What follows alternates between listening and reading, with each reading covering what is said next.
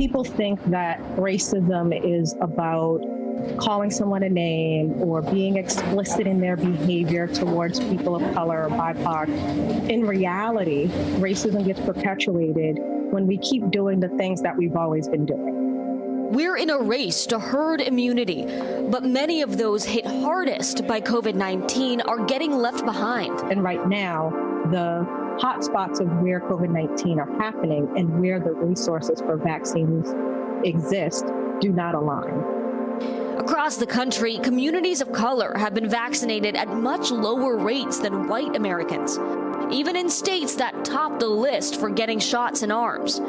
Experts point to a few reasons for the divide, like poor internet access, transportation barriers, and a lack of confidence in medical institutions and the vaccines themselves. But the disparities don't stop there. What about the system itself? Eligibility based on age, the very process meant to prioritize the most vulnerable. Could that be an equity obstacle too? We all said, gosh, we need to get to 65 and up like yesterday, because really the vast majority of our population and those who are at highest risk were in that age bracket. Massachusetts ranks in the top 10 states for vaccinations per capita, according to CDC data. But there's a racial and geographic divide between where COVID hit the hardest and where shots are getting into arms. Inequities that Black, Indigenous, and people of color experience are lost in the averages. Massachusetts will always look pretty good because we're a predominantly white state. It's when you start to look more granularly that you see the pockets of hotspots where COVID-19 was at its worst. One of those hotspots is Roxbury, a predominantly Black and Latino neighborhood in Boston. Back in April, Roxbury had a nearly 37% positivity rate. It makes so much sense for all of us, right, to make sure that we're vaccinating people in places where the virus is most active. Dr. Charles Anderson runs the Dimmock Community Health Center in Roxbury. One of the barriers they've run into when trying to vaccinate locals, the age of the people they serve.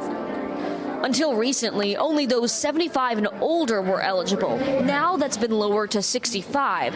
But in parts of Roxbury, life expectancy doesn't even crack 60 years old. Meanwhile, a few miles over in the wealthy white neighborhood of Back Bay, life expectancy is about 92. Now that we're into this phase where it's 65 plus and 2 comorbidities, I'm feeling like we're going to get a lot closer to bringing more equity to this population that we serve. I think a lot of people will be shocked to hear 59 is a life expectancy here in Roxbury. What contributes to that? Well, you got to remember, access to care has been something that we've been challenged with for a very long time. And one of the big things in terms of access is there's definitely privilege associated with being in a community where you don't have to work 3 jobs, where you don't have those same sort of competing priorities that allow you to attend to your health. And then this other component of health, there's a real correlation between stress and health. After calls from critics, Governor Charlie Baker announced a new equity push, leaning more heavily on community health centers. They provide primary care and other services to low-income people and are deeply ingrained in their communities as a trusted resource. Manny Lopes runs the East Boston Neighborhood Health Center, where the National Guard is supporting staffing needs. Our next phase of this is leveraging our neighbors and our friends and family, particularly those that have been vaccinated and feel comfortable speaking to us about that, or speaking to their neighbors about that. This isn't just a Massachusetts issue. Even before the pandemic, Black Americans had a life expectancy 4 years shorter than white Americans. In the first 6 months of 2020, life expectancy dropped for everyone, but that life expectancy gap between Black and white people expanded to 6 years. Not only have Black Americans been disproportionately impacted by COVID, but according to research from Brookings, Black people are dying from COVID at about the same rate as white people who are 10 years older in almost every age group. I don't think the lay public really understands the degree to which systemic racism through practices and policies really impedes the length of time someone can live for.